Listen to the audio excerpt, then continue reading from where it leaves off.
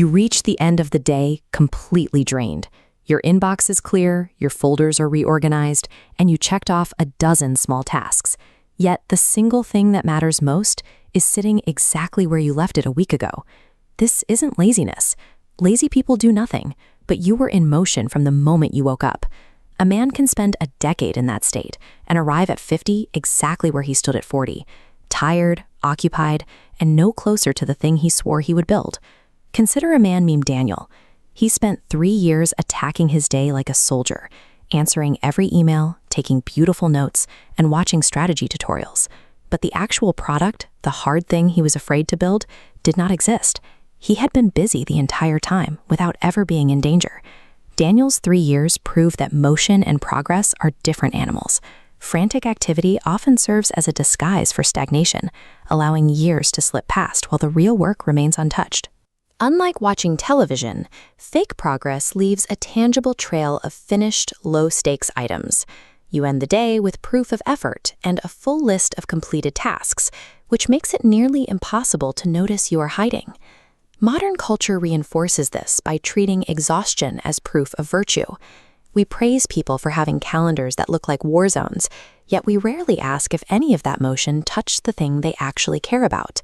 Busyness becomes an addiction we admire, providing social approval while the work of a lifetime sits abandoned in a drawer. When you face a task with real stakes, your brain senses a flicker of dread and immediately hunts for an easier job that still counts as work. This diagram illustrates the law of least mental effort. The mind consistently picks tasks requiring less cognitive cost. The diagram shows how small tasks pay you. Answering emails provides an immediate hit of completion. The nervous system reaches for the task that pays now. A 2022 functional analysis estimated that half of all students procrastinate by escaping into fake productivity. They give in to immediate comfort to avoid the weight of an aversive task. The biological machine is successfully executing its prime directive, avoidance. Chronic busyness is the brain's way of staying useful while spending as little as possible on the things that scare it.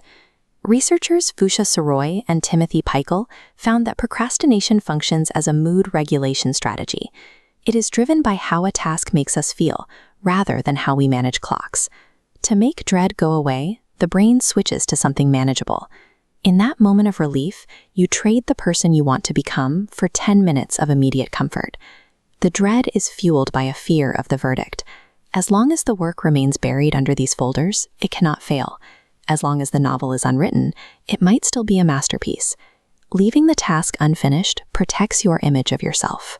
You get to keep believing in your potential because you never spend it on a real outcome that might disappoint you. This makes busyness an elaborate defense mechanism.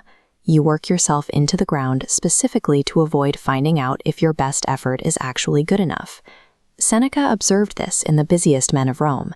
He saw them running from appointment to appointment, engaged in everything but present for nothing, and concluded that the busy man is the one least prepared for living. This diagram represents Epictetus's dichotomy of control.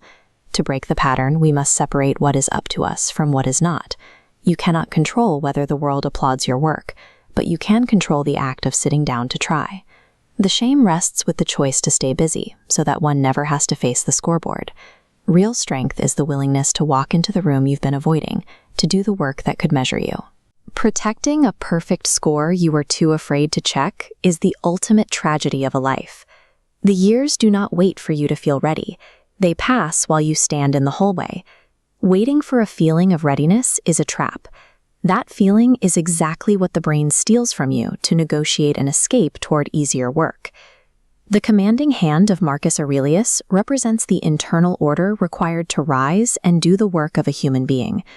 He didn't wait for motivation, he treated the work as a non-negotiable duty. To bypass the brain's defense, shrink the task. Don't plan to build the whole thing tomorrow, plan to write one paragraph. Make the first move so small that your mind cannot talk you out of it. True motivation only arrives after action begins.